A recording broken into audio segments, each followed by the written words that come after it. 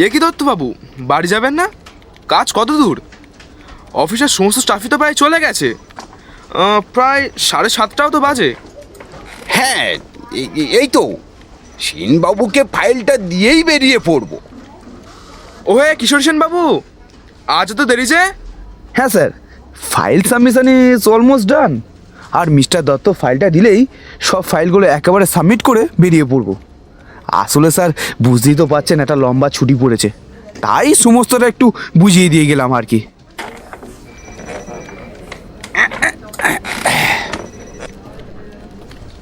এই এই এই নিন কিশোরী বাবু, ফাইলগুলো সাবমিট করে দিন।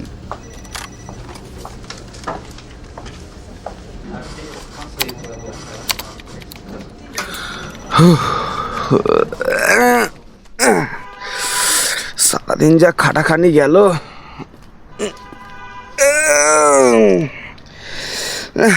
তবে একটা জিনিসের স্বস্তি যে কিছুদিনের ছুটি পাওয়া গেল।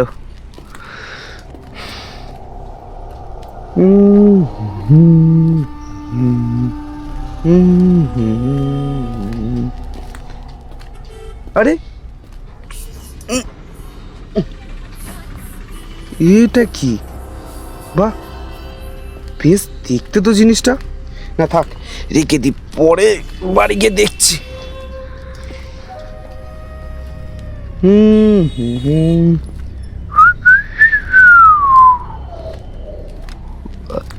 আরে কিন্তু আমার এত ঘুম ঘুম কেন পাচ্ছে? চোখ দুটো যেন জড়িয়ে আসছে। না, তাড়াতাড়ি বাড়ি যাই। চাবিটা কোথায় রাখলাম? এই তো।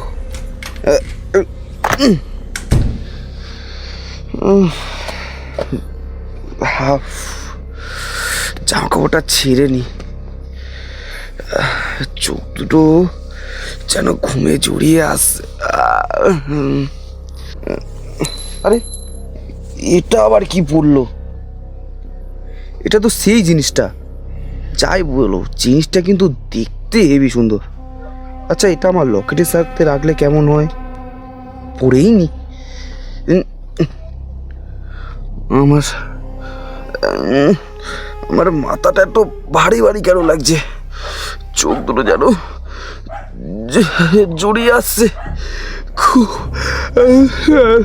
খুব খুব ঘুম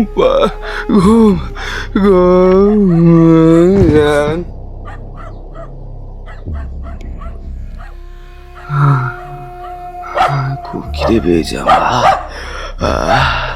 খিদে পেয়েছে, ভীষণ খিদে।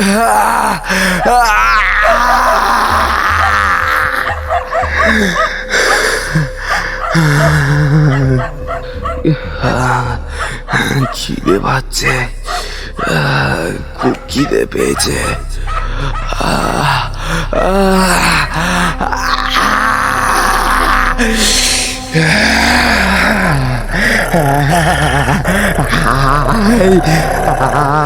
আমার কাছে আয়, আয় তুই, আয়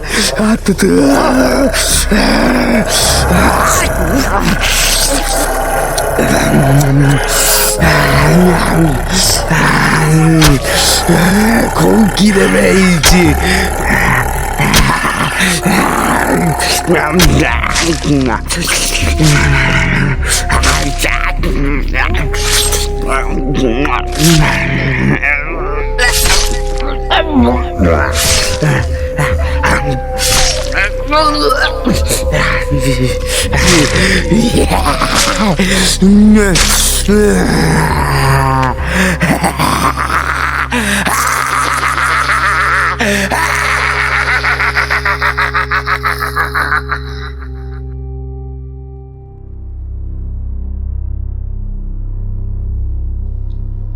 আমাদের আজকের গল্পে বর্ণিত স্থান, কাল, চরিত্র সবই কাল্পনিক। বাস্তবের সঙ্গে এর কোনো মিল নেই এবং গল্পে নির্বিচারে কিছু পশু হত্যার বর্ণনাও রয়েছে, যা কেবলই গল্পের আবহ সৃষ্টির জন্যই ব্যবহার করা হয়েছে। Team the night of thrills এইসব অযৌক্তিকতাকে সাপোর্ট করে না। তোমরাও কিন্তু কেবল গল্প হিসাবেই এটিকে নিও। আজকে ঈশ্বরচন্দ্র সার্বভৌমের কলমে তারানাথ তান্ত্রিকের গল্প নরক কুণ্ডের পঞ্চকরটি। গল্পের প্রধান চরিত্রে আমি তোমাদের তারানাথ তান্ত্রিক ও কিশোরী। তাহলে শুরু হচ্ছে ঈশ্বরচন্দ্র সার্বভৌমের কলমে তারানাথ তান্ত্রিকের গল্প নরক কুণ্ডের পঞ্চকরটি।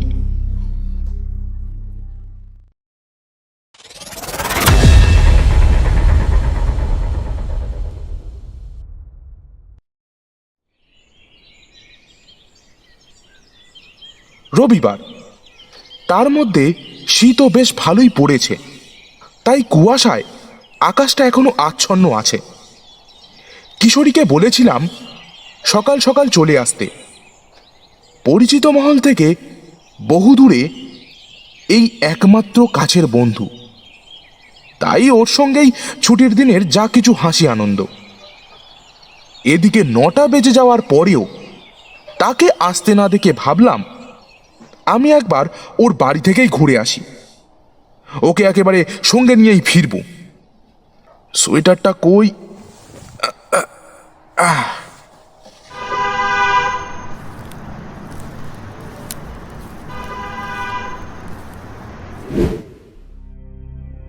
কি হচ্ছে বলুন তো?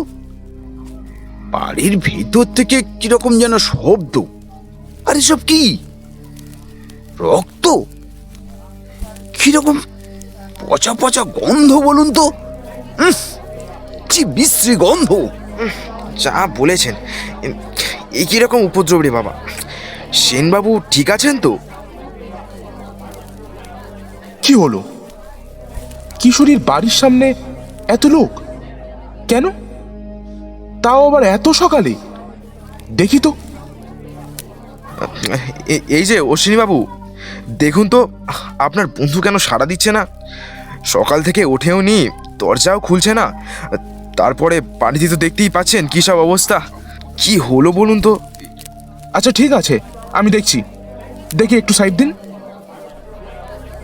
কিশোরী, ও কিশোরী, দরজা খোলো। কিশোরী, কিশোরী, কিশোরী, দরজা খোলো। কিশোরী, কি হলো রে বাবা?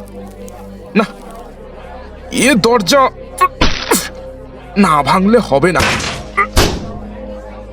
আরে এ কি, এ কি ঘরের অবস্থা?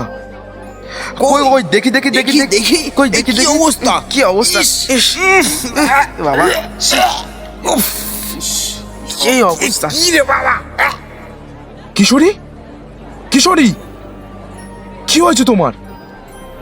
কি হয়েছে তোমার কিশোরী?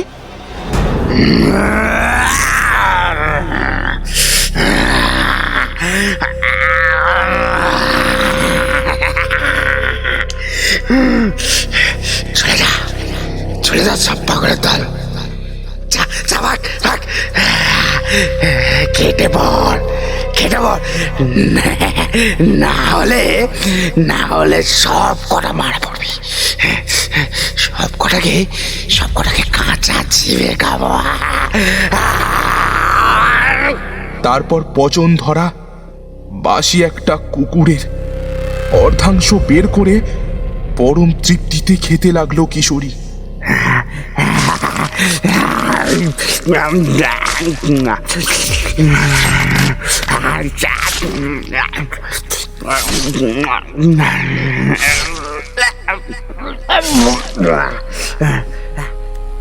এইসব কাণ্ড কারখানা দেখে নিজের চোখকে কিছুতেই বিশ্বাস করতে না পেরে সঙ্গে সঙ্গে ছুটলাম আমাদের একমাত্র শেষ সম্বল, অলৌকিক ক্ষমতার অধিকারী সিদ্ধেশ্বর তারানাথ তান্ত্রিকের বাড়ি।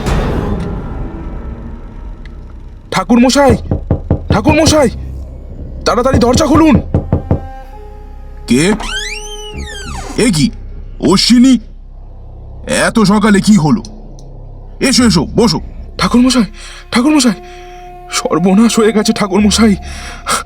ঠাকুরমশাই, আপনি তাড়াতাড়ি চলুন। আমাদের কিশোরী। হ্যাঁ, বলো কি হয়েছে কিশোরীর? আমাদের কিশোরী কেমন একটা করছে ঠাকুরমশাই, আপনি তাড়াতাড়ি চলুন। সে কি? আচ্ছা চলো তো তাড়াতাড়ি, দেখি কি হয়েছে। তারানাথকে নিয়ে আমি কিশোরীর বাড়ির দিকে ছুটলাম। কিশোরীর এমন অবস্থা শুনে তারানাথ তো দুশ্চিন্তায় আচ্ছন্ন হয়ে পড়ল। আমরা ঘরে ঢুকলাম। তারানাথের দিকে তাকিয়ে মনে হলো সে কিছু একটা আঁচ করতে পেরেছে। তাছাড়া বাইরে থেকেই কিশোরীর চাপা গোঙানি শোনা যাচ্ছে। পাড়ার লোকে জায়গাটা বেশ ভিড় করে রেখেছে, চারিদিকে রক্তে ভরে আছে।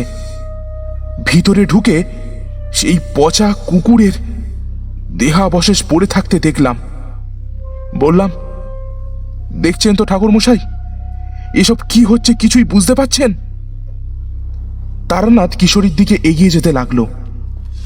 কিশোরী, কিশোরী, দেখি ভাই কিশোরী, কি হয়েছে তোমার?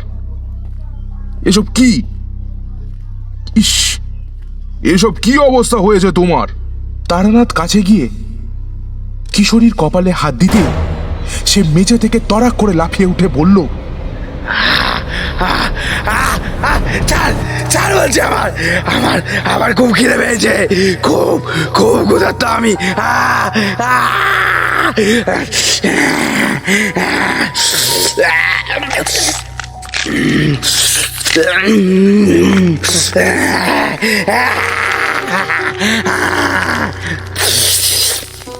তারপর মেঝের এক কোণে পড়ে থাকা সেই কুকুরটার মাথাটা তুলে নিয়ে চোখ দুটো খুবলে খেয়ে তার ভিতরে জিভ ঢুকিয়ে চাটতে শুরু করলো। তারপর সেই মুখটাকে গালের ভেতরে ঢুকিয়ে টেনে টেনে চুষতে লাগলো। তারানাথ এইসব দেখে তার দিকে এগিয়ে গেল। বিড় করে কিছু বলে তার হাতটা কিশোরীর মাথায় চেপে ধরল। শান্তি শান্তি শান্তি, প্রেতাত্মা পরম গচ্ছ, পরমাত্ম নমাশ্রয়।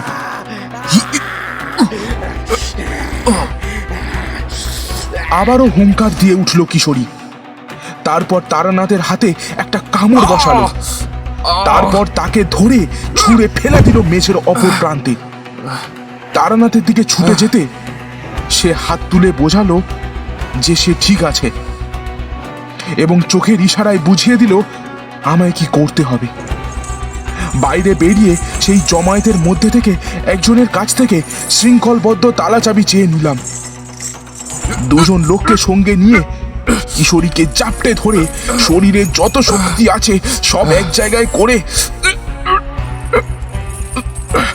তাকে শৃঙ্খলবদ্ধ করলাম। তারপর তারানাথ ও আমি বাড়ি থেকে বেরিয়ে দরজায় তালা দিয়ে দিলাম। আমরা ঘর বন্ধ করে দিয়ে যাচ্ছি, আপাতত এই রকমই থাক। আমরা কিছু ব্যবস্থা করেই তবে ফিরব। আপনারা কেউ ভেতরে ঢোকার চেষ্টা করবেন না এবং সবাই সাবধানে থাকবেন। চলো অশ্বিনী। এইসব কি হচ্ছে? জীবনে এই প্রথমবার এমন কাণ্ড দেখলাম। বহু সাধু সঙ্গ করেছি, বহু যোগিনীদের দর্শন সৌভাগ্য লাভ হয়েছে। মাতু পাগলি সব সাধনা সেসব জীবনের এককালে ঘটেছে।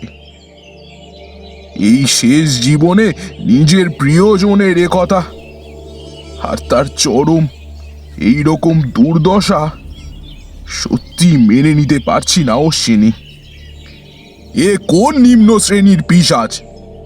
কোথা থেকেই বা এর উদ্ভব কিছুই তো বুঝতে পারছি না। সত্যিই তাই, আধুনিক কলকাতায় দাঁড়িয়ে এইসব প্রায় ভাবাই যায় না। পিশাচটা আমাকে ছুঁড়ে ফেলে দিয়ে তার নিম্ন পাশবিক শক্তির ঝলক দেখালো। হে জগদীশ্বর, এ জীবনে আমি কি কিছুই অর্জন করতে পারিনি? আমার সজীব প্রাঞ্চঞ্চল শিষ্যটিকে মুক্তি দাও জগদীশ্বর। আমি ওর প্রাণ ভিক্ষা চাইছি, মুক্তি দাও। শান্ত হন ঠাকুরমশাই, শান্ত হন। চলুন আমরা বাড়ি যাই, তারপর একটা চিন্তা ভাবনা করা যাবে। না অশ্বিনী, আমাদের কাছে আর একটাই উপায় পড়ে আছে। তুমি আপাতত আমার বাড়ি যাও, আমি আসছি। আমি জানি আমাকে এখন কোথায় যেতে হবে। তারপর শুরু হলো আমার পুরনো জীবনের আবার সেই স্মৃতিচারণের উদ্বেগ। কিছুটা ছুটে, কিছুটা ট্রেনে উন্মত্তের মতো যেন তেন প্রকারে গিয়ে পৌঁছালাম আমার তন্ত্র সাধনার জীবনের একেবারে সেই প্রথম যৌবনে পা দেওয়া কুসুমবনী গ্রামে। পথে যেতে যেতে কিছু দরকারি সাধারণ হোম সামগ্রী এবং এক বিশেষ গুপ্ত তরলের শিশি কাছের কিছু দোকান থেকে নিয়ে নিলাম। এইবার খুঁজতে হবে সেই আসল জিনিস।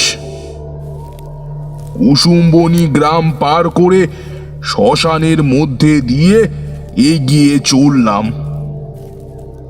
যাওয়ার পথে একটা জং ধরা পোড়া বাঁটের কোদাল পড়ে থাকতে দেখে সেটা তুলে নিয়ে শালবনের সুদীর্ঘ চওড়া উপবনে এসে পড়লাম। গত 50 বছরে যদিও তার অনেকখানি পরিবর্তন হয়ে গেছে, এবং তা যাওয়ারই কথা। কোথায় সেই যৌবনের প্রথম দিকে, আর কোথায় এখন বুড়ো হাড়ের সম্বল। এই কয়েক যুগে বহু ঘরবাড়ি জনবসতিও বেড়েছে, কিন্তু তারপরেও এখানে সেই আগের মতোই সবকিছু পরিস্থিতি। যাই হোক, এসে পড়লাম আমার সর্ববাঁধন ছিন্ন করা সেই নির্জন জায়গায়। তার সামনে সেই ছাতিম গাছ। এত বছর পরও সে গাছ বিশাল আকার ধারণ করে রয়েছে। হ্যাঁ, তোমরা হয়তো এতক্ষণে বুঝতে পেরেছ আসলে আমি কোথায় এসেছি আর কি বা করতে চাইছিলাম তখন। পাশেই একটা মরা গাছের ডাল পড়েছিল, সেটাকে যা হোক করে একটা হাতলের মতো বানিয়ে কোদালের মধ্যে সেটা বাঁটের মতো পরিয়ে বেশ একটা কাজের যন্ত্র তৈরি করা গেল। তারপর শুরু করলাম খোঁড়াখুঁড়ি। পঞ্চমুণ্ডী আসনের গল্প বলার সময় আমি তোমাদেরকে বলেছিলাম সাধকের প্রথম কাজ হচ্ছে এই পঞ্চমুণ্ডীর আসনের যজ্ঞের পর সেই আসন ভঙ্গ করতে হয়, না হলে কিছু বিরূপ ফল হয়। যেমন যাদেরকে নিয়ে আমি আসন করলাম, সিদ্ধি অর্জনের মাধ্যমে নিজের কর্ম সম্পন্ন হলো, তাদেরকেই আমি মুক্তি না দিয়ে চলে গেলাম। হ্যাঁ, এই একই ভুল আমি নিজেও করেছিলাম। যেহেতু খুব অল্প বয়স এবং পঞ্চমুণ্ডী আসনের গুহ্য ক্রিয়ার এতগুলো দিক আমার জানা ছিল না, তাই একদিন না একদিন আমার এখানে আসতেই হতো। তাই হয়তো বিধাতা পুরুষ এই ঘটনার মধ্যে দিয়ে সেই কাজ করিয়ে নিতে চাইলেন। যাই হোক, কোঁড়াকুঁড়ি শুরু করলাম।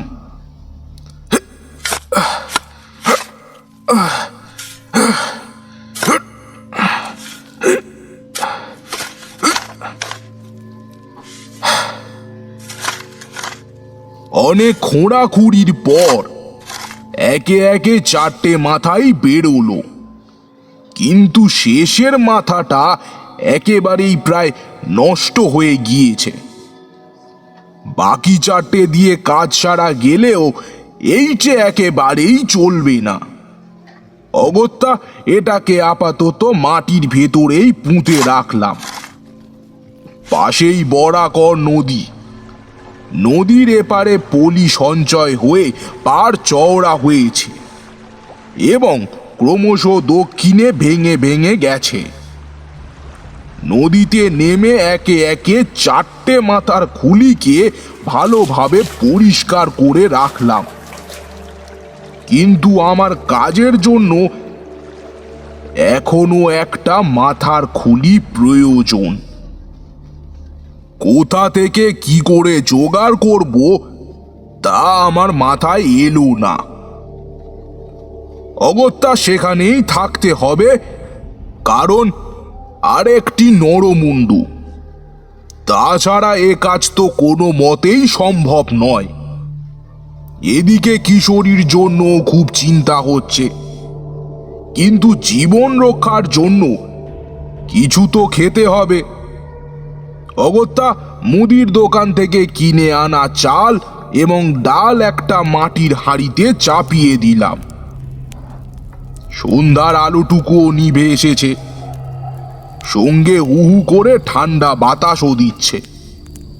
সম্বল কেবল এই জ্বালা আগুনটুকু।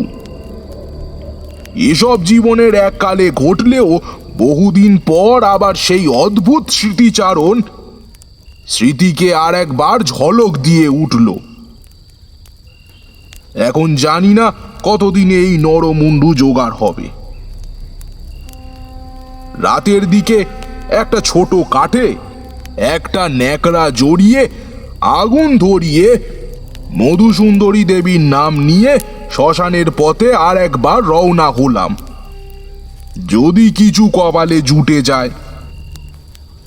কিন্তু সংসার হোক বা সাধনা, প্রয়োজনের সঙ্গে ঘটনাদের এক গোপন সন্ধি থাকে। চাবি আর তালার মধ্যে দূরত্ব নেই, থাকে আমাদের বোঝার মধ্যে। যাই হোক, আশ্চর্যজনকভাবে নিজের চোখকেও আমি বিশ্বাস করতে পারছি না। শ্মশানে গিয়ে দেখি শ্মশান বন্ধুরা ঘাড়ে করে একটা শবকে বয়ে নিয়ে এসে পাশে রাখলো। তারপর একে একে চিতার কাঠ সাজিয়ে উঠে দাঁড়িয়েছে। এমন সময় হঠাৎ আকাশটা কোত্থেকে ঘন কালো মেঘ ঘনিয়ে এসে ঢেকে গেল। রাত্রে শ্মশানে দাহ পর্ব। হঠাৎ কি হয় এই ভেবে তারা একটা ত্রিপল সঙ্গে করেই এনেছিল। পাশের একটা ফিনফিনে লোক অসত্য গাছ বেয়ে উঠে ত্রিপল বেঁধে আবার নেমে এলো। ওদিকে শ্মশান দাহকারী বন্ধুরা বলা বলি করছে, আহারে, কতই বার বয়স হবে গগনদার? এই তো 55 বছর বয়স হলো। রেলে কাটা, অপঘাতে মরা, সব মরাই নিজের হাতে দাহ করতো গগনদা। আর শেষে কি না, লুপ লাইনে একটা বাচ্চা মা বাবার অন্যমনস্ক হয়ে হাত ছেড়ে খেলনা কুড়োতে গিয়ে হঠাৎ ট্রেনের মুখোমুখি। মানুষটার তো পরিবার বলে কিছুই নেই। আর সত্যি সত্যি গগনদা, তুমি সত্যিই পুণ্যবান মানুষ ছিলে। হ্যাঁ, নিজের জীবনের পরিবর্তে একটা বাচ্চাকে বাঁচিয়ে গেলে। যা বোঝার আমি ততক্ষণে বুঝে গেছি। মানুষটির অপঘাতে মৃত্যু ঘটেছে, তার ওপর চণ্ডাল, একেবারে লক্ষণযুক্ত মরা। মনে মনে বললাম, হে জগদীশ্বর, দয়া করো, দয়া করো। এবং হলো তাই। তারানাথ তান্ত্রিকের লোভের ফল, বুঝলে না? কোথাও কিচ্ছু নেই, পরিষ্কার শীতের সন্ধ্যা দেখে এলাম, কিন্তু এই ঘন্টা চারেকের মধ্যে আকাশ জুড়ে কালো মেঘে ঢেকে গেল।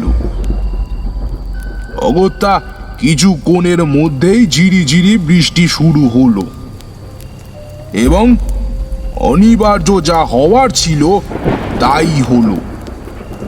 চিতার কাঠ ভিজে গিয়ে ক্রমশ চিতা নিভে যেতে শুরু করলো।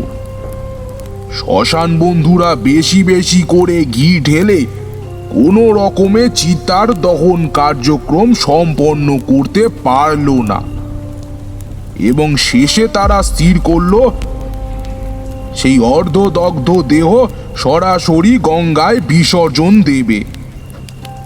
তারপর মা গঙ্গাই তার একটা গতি করে দেবে। এরপর তারা এগিয়ে চলল নদীর পাড়ের দিকে।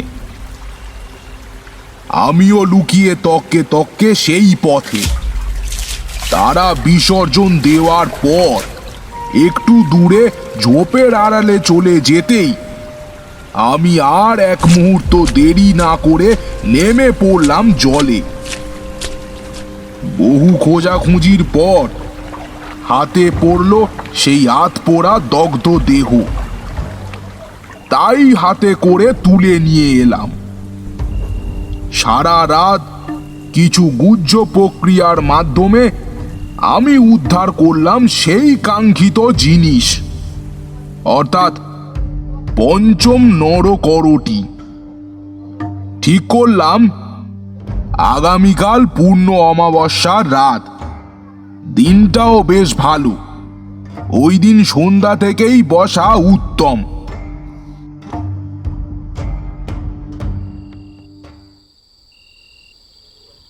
পরদিন সন্ধ্যার আলো ফিকে হয়ে এসেছে, এখুনি রাত্রি নামবে।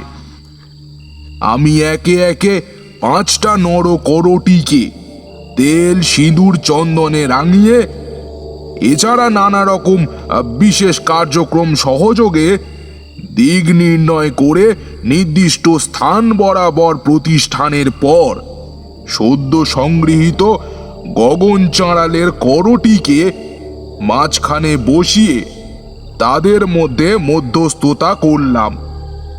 তোমরা হয়তো জানো না, পঞ্চমুণ্ডির আসনের অধিকারী সেই সিদ্ধেশ্বর সাধক আমায় বলেছিলেন, পঞ্চমুণ্ডির আসনে যদি কোনো চণ্ডাল করটির দ্বারা হোমাচার করা হয় তার ফল হয় অসীম, কিন্তু অসাবধানবশত কোনো অনাচার হলেই বিরূপ প্রতিক্রিয়াও ঘটায়, এমনকি তার দ্বারা উন্মাদ বা প্রাণহানিও ঘটাও সম্ভব।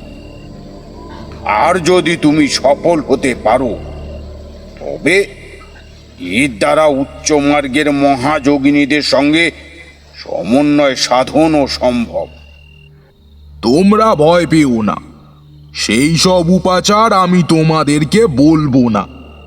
যাই হোক, কিনে আনা সেই শিশির বোতলের ঢাকনা খুলে হাতে করে খানিকটা ছড়িয়ে শুদ্ধিকরণ সম্পন্ন করলাম। এদিকে আমার আয়োজনও তৈরি। রাঁধা ভাত, কই মাছ পোড়ানো, আঙট কলার পাতায় সেই ভাত ও পোড়া মাছের নৈবেদ্য দিলাম। তারপর ডুমুরের সমিত দিয়ে বালির ওপর হোমকুণ্ডুলি এঁকে ওং হিং মধুসুন্দরী দেবী স্বাহা, ওং ঠং ঠং ঝং ইহ খ মধুসুন্দর্যে নমঃ এই মন্ত্রে আহুতি দিলাম। জাতি ফুল ও চন্দন আলাদা কলার পাতায় রেখে আমার মেয়ে চারির ছোটবেলার একখানা নীল কাপড়ের টুকরো দিয়ে মুড়ে দেবীর উদ্দেশ্যে নিবেদন করে ধ্যানে বসলাম, একবার শেষ দেখা পাওয়ার আশায়। জানি যেটা চাইছি সেটা বাস্তব কখনোই সম্ভব নয়। দেবী নিজেই আমায় বলেছিলেন যে তোমার এ জীবনে প্রণয় রূপে আমার আর দেখা পাবে না, তাই কন্যা রূপের ফলস্বরূপ আমার মেয়ে চারির অংশ হিসেবেই রইলেন। শেষে তিনি আমায় বলেছিলেন আমাকে চাক্ষুষ আর কখনো দেখতে পাবে না, কিন্তু তারপরেও আমি মন্ত্র উচ্চারণ করতে করতে দেখা পাওয়ার আশায় যজ্ঞ শুরু করলাম।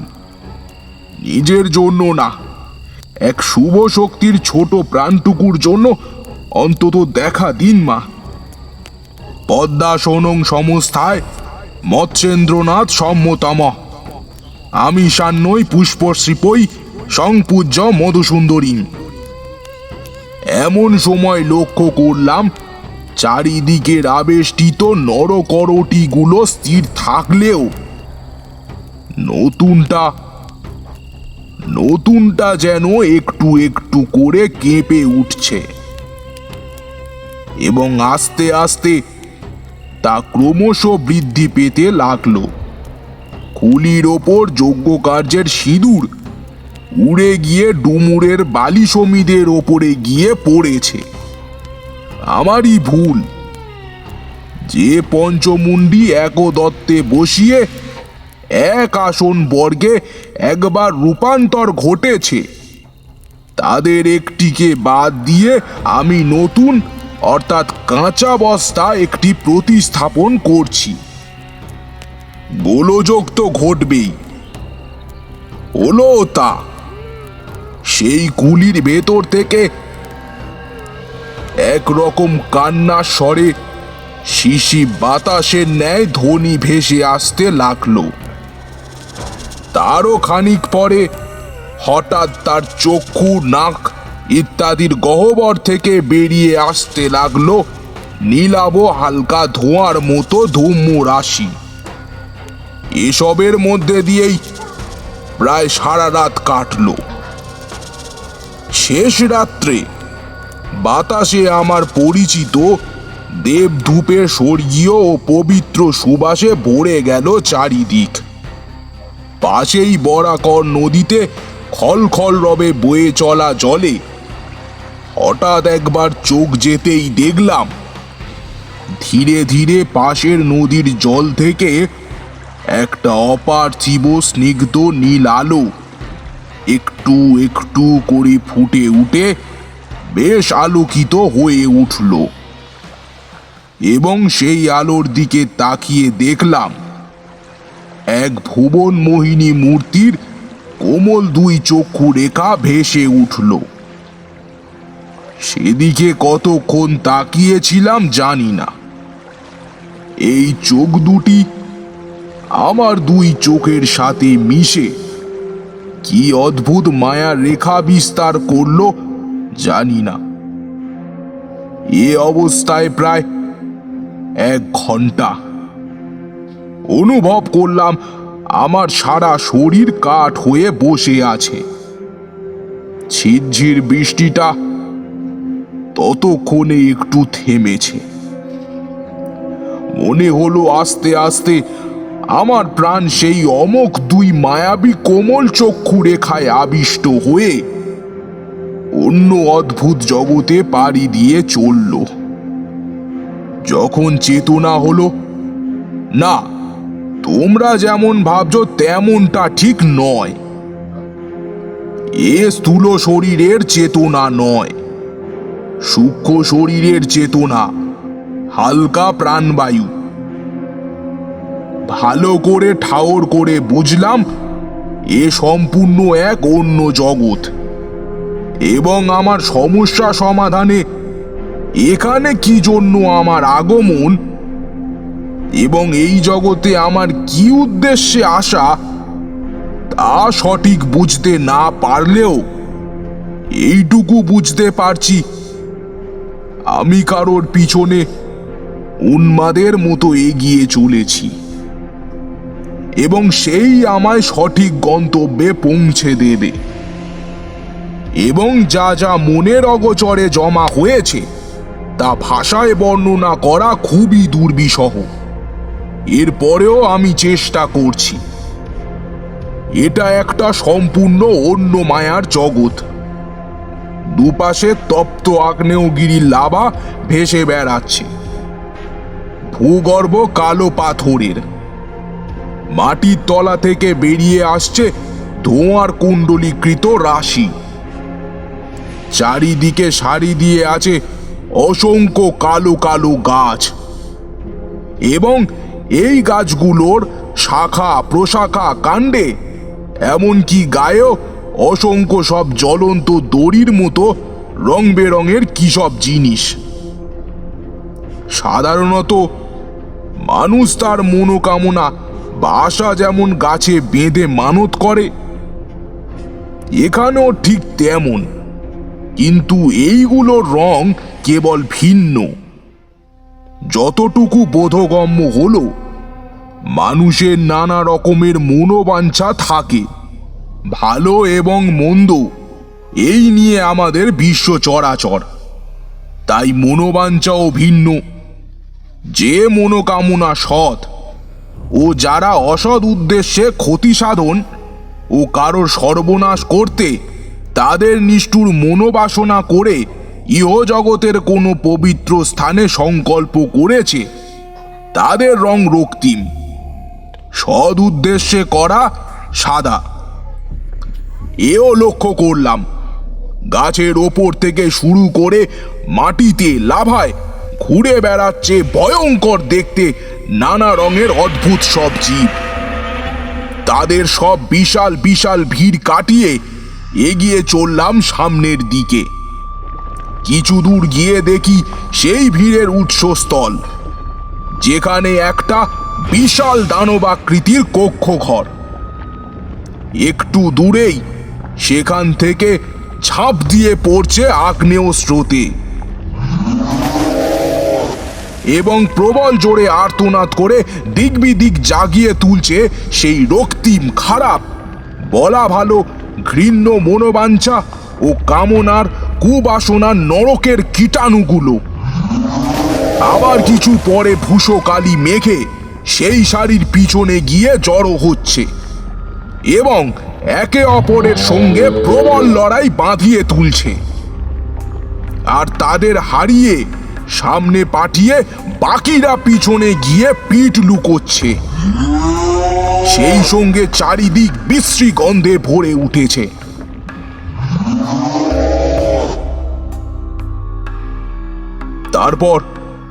তারপর আমার সেই লাস্যময়ী দেবী আবার বিভোরভাবে আমায় টেনে নিয়ে চলল। এবার দেখতে পেলাম সেই সাদা, অর্থাৎ সদ মনোকামনার একটা শাড়িকে। তারাও আগের মতোই বিশাল দেবালয়ের কক্ষ ঘরের মতো একটা জায়গা থেকে সরু রাস্তা বেয়ে পৌঁছে যাচ্ছে চির বসন্তের এবং স্থায়ী সৎ চিন্তার দেশে।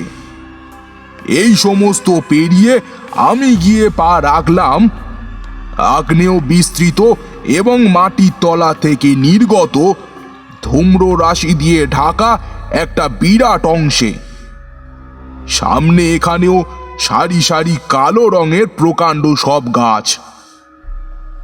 সেখান থেকে কিছুটা দূরে একটা উঁচু ঢিবির মতো দেখতে পেলাম, তার ওপর আর একটা কালো গাছ। সেই গাছটা থেকে টিপ টিপ করে একটা সবুজ আলোর দড়ির মতো রেখা জ্বলে নিভে যেন আমায় কাছে ডাকছে। আমি মন্ত্রমুগ্ধের মতো তার দিকে এগিয়ে যাব, এমন সময় দেখতে পেলাম সেই ঢিপির নিচে কখানা কালো কুতকুতে ঘৃণ্য ও আগুনে দগ্ধ শয়তান একে অপরের সঙ্গে লড়াই করছিল। হঠাৎ তারা কোনোভাবে আমার অস্তিত্বের টের পেয়ে প্রবলভাবে ধেয়ে আসতে লাগলো। কি করব কিছুই বুঝে উঠতে পারলাম না।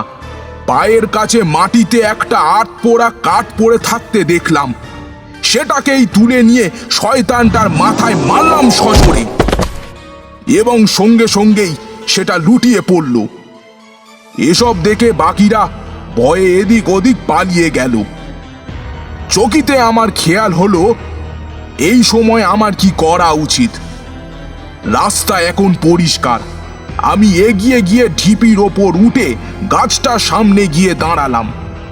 তারপর মন্ত্রমুগ্ধের মতো হাত দিয়ে একবার ধরতে গেলাম সেই সবুজ জ্বলন্ত রেখার কবচটা। পরক্ষণেই এক ঝটকায় হাত সরিয়ে নিলাম। সঙ্গে সঙ্গে একটা আগ্নেয়গিরি ফাটার দানবীয় হুঙ্কারের সঙ্গে অনেকগুলো লোহার ড্রামে টনচিপ ঢাললে যেমন শব্দ হয়, তেমন কর্কশ কণ্ঠের বিকট আর্তনাদ শোনা গেল।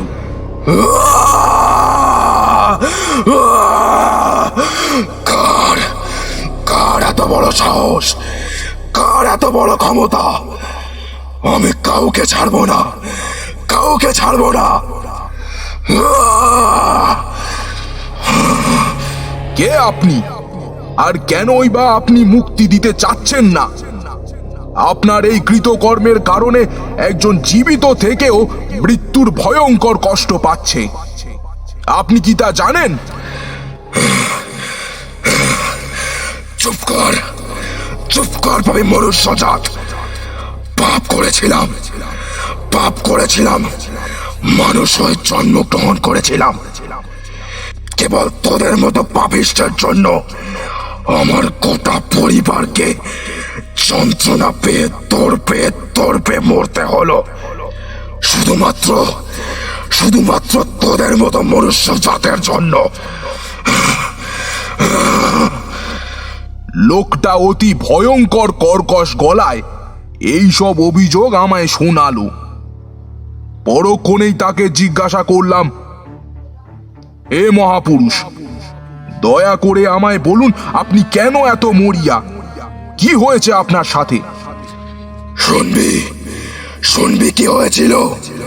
তবে শোন, আজ থেকে 4-20 বছর আগে সামান্য সম্পত্তির লোভে বাবা মায়ের সুখ আমার কাছ থেকে কেড়ে নিয়েছিল আমারই মামা মামি। তখন আমি নেহাতি শিশু, কিছুই বুঝতে শিখিনি। তারপরেও ওদের নিদারুণ যন্ত্রণা সহ্য করে কোনোভাবে মানুষ হয়েছি। দাদু মায়ের জন্য সম্পত্তি রেখে যাওয়ার পরেও কৌশলে তাও তারা আত্মসাৎ করলো। তখনও আমি কিছু বলিনি, নিজে হাড় ভাঙা পরিশ্রম করে জমি বাড়ি করে নিজের একটা ছোট্ট সংসার পেতেছিলাম। সেটাও শয়তানগুলোর সহ্য হলো না। একদিন আমার অনুপস্থিতির সুযোগ নিয়ে রাতের অন্ধকারে আমার স্ত্রী, 3 বছরের কন্যা সহ ঘর বাড়ি জ্বালিয়ে ছাড়খাড় করে দিল।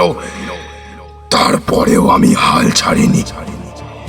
গ্রামের জমিদারের কাছে বিচার চাইলাম, কিন্তু জমিদার ওদের কাছে ছল করে আমাকে সুবিচার তো দিলই না, অপরন্তু আমাকে পুরো গ্রামের সামনে মিথ্যেবাদী, দুশ্চরিত্র, এইরকম আরো নানান বাজে বাজে অপবাদ দিয়ে আমাকে গ্রাম থেকে ধাক্কা মেরে বের করে দিল।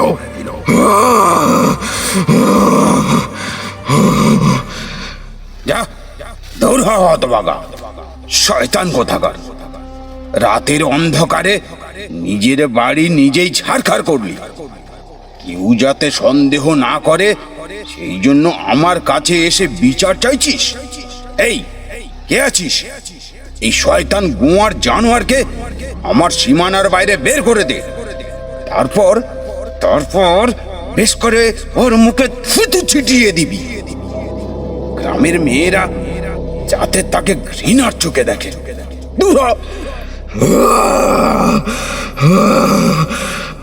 আচ্ছা, আমার গায়ে হাত, আমার গায়ে ধাক্কা, অপরাধ করলো ওরা আর অপরাধী সাজালো আমাকে।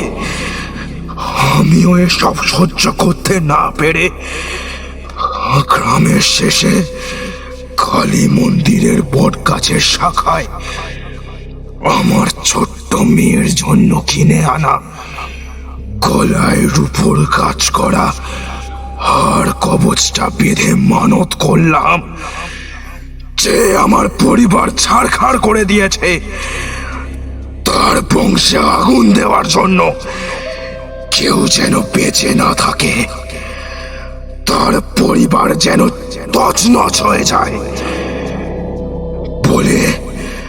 বলে হাড়টা গাছের শাখায় বেঁধে দিলাম। পাশেই একটা ছোট্ট ডোবা পুকুর ছিল, ওখানেই গিয়ে ঝাঁপ দিলাম।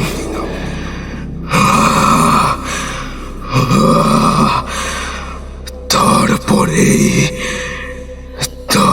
শহরে সব শান্তি, কিন্তু আমার আত্মা আজও শান্তি পায়নি, আজও শান্তি পায়নি।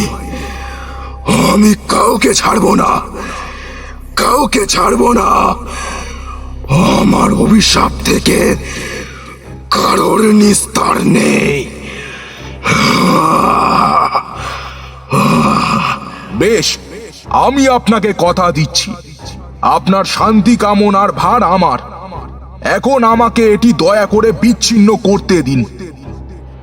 আর অপেক্ষা না করে তড়িঘড়ি আমি সেই রশ্মির বেড়ি খুলে দিতেই তারপরে আগুনের লাভার মতো সেটি পড়ে খণ্ডিত হয়ে বিলীন হয়ে গেল। আমি কিশোরীর ঘরের সামনে অপেক্ষা করছি। চুপ করে তারানাথের ঘরের মধ্যে বসে থাকতে আমি পারিনি। শুধু মনে মনে মহান ঈশ্বরকে ডেকে যাচ্ছি। মনে হলো একবার যাই, দেখে আসি কি অবস্থা। আস্তে আস্তে দরজা খুললাম। উঁকি দিয়েই দেখি ওরে ওরে, আমার ছেড়ে দে, আমার খুলে দে, খিদে পেয়েছে আমার, ছেড়ে দে।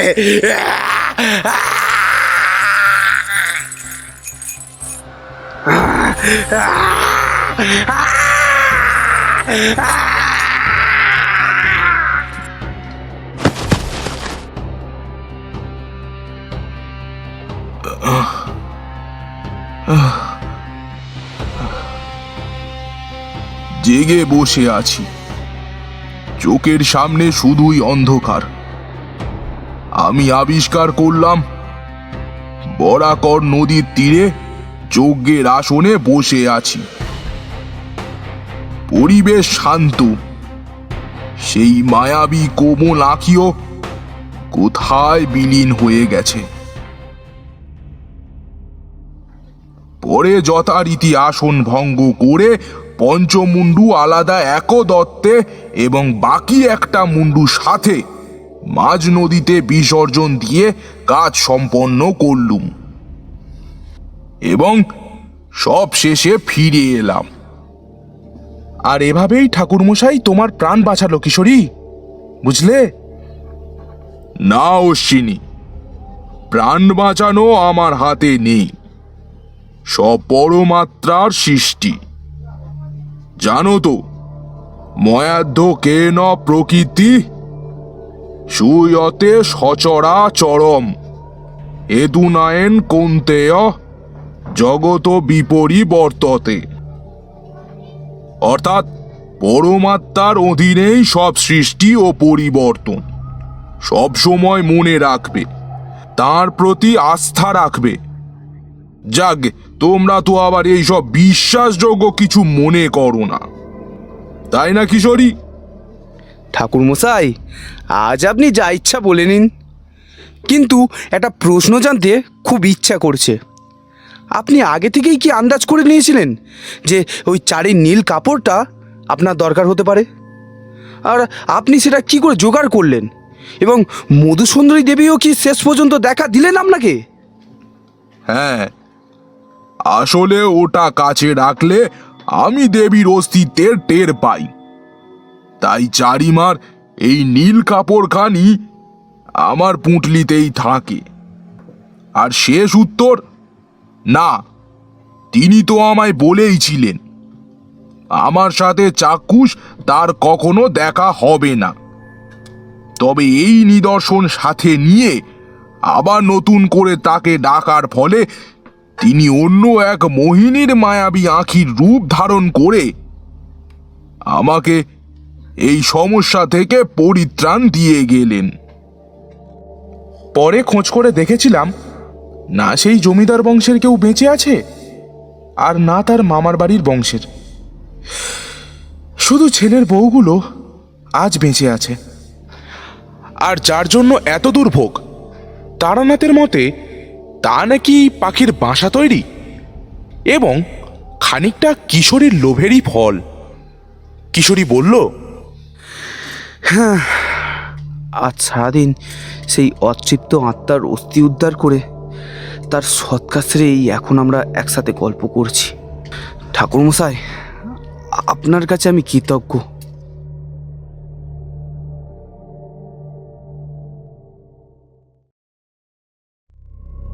শুনছিলেন তারানাথ তান্ত্রিকের কাহিনী অবলম্বনে নরকুণ্ডে পঞ্চকরটি। গল্পের রূপদানে ছিলেন তারানাথ ও অশ্বিনীর চরিত্রে রাজদীপ, কিশোরী, স্বপন, জমিদার ও সিদ্ধেশ্বরের চরিত্রে রাজু আঙ্কেল, প্রেতমূর্তির ভূমিকায় আমি স্বর্ণদীপ এবং অন্যান্য চরিত্রে রাজদীপ, রাজু আঙ্কেল এবং স্বর্ণদীপ। গল্পটি ভালো লাগলে একটি লাইক দিয়ে চ্যানেলটিকে সাবস্ক্রাইব করতে ভুলবেন না। সবাই ভালো থাকবেন, সুস্থ থাকবেন, শুভরাত্রি।